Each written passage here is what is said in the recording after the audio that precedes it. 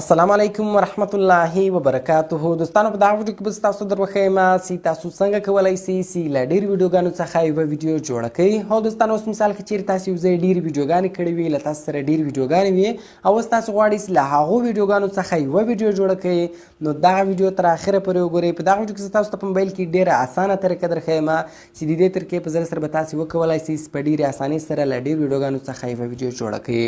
نو ویډیو تر اخره پورې وګورئ یا ویډیو له خپلو دوستانو سره خامخا شیر کړئ تر څو هغه هم له دې طریقې چې فایده واخلي. نو نور وخت نه اخلم، زه د ویډیو په طرف ویډیو شروع کوو. نو دوستانو اول به تاسو په خپل موبایل کې یو اپلیکیشن انسټال کړئ. د دغه اپلیکیشن ډاونلوډ لینک مې د ویډیو په ډسکرپشن کې درکړی ده. نو دغه اپلیکیشن تاسو له هغه څخه په ډېرې اسانۍ سره ډاونلوډولی شئ.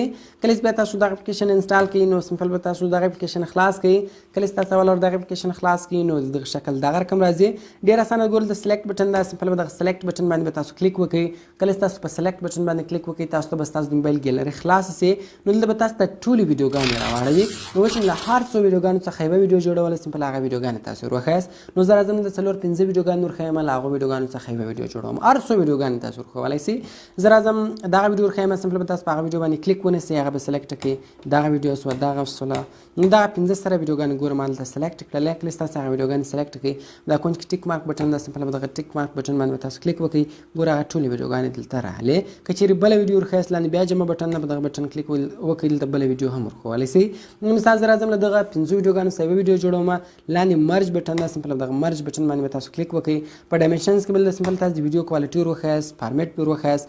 نو مثال دلته دغه 720 پی ورښیاست، دغه بیا صفای. نو دلته سمپل تاسو د ویډیو کوالټي ورښیاست، لاندې کنټینیو بټن ده، سمپل دغه کنټینیو بټن باندې به تاسو کلیک وکړئ.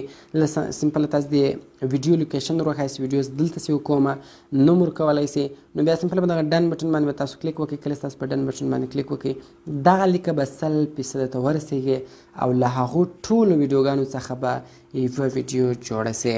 نو دوستانو د دغه کوچني سټینګ په ذریعه سره تاسو په ډېره اسانۍ سره کولی شئ چې له ډېرو ویډیوګانو څخه یوه ویډیو جوړه کړئ. نو کوم چیرې ویډیو خوښه شوې ویډیو در سره لایک کړئ، له خپلو دوستانو سره یې خامخا شیر کړئ او د داسې نور ښایسته ښایسته ویډیوګانو لپاره د موږ چینل سبسکرایب کړئ، ځکه موږ هره ورځ دغه رقم ښایسته ښایسته ویډیوګانې په خپل چینل کې اپلوډ کوو. نو ملاویږو په نور ښایسته ښایسته ویډیوګانو کې، په دعاګانو کې مې یاد ساتئ. د خدای په امان.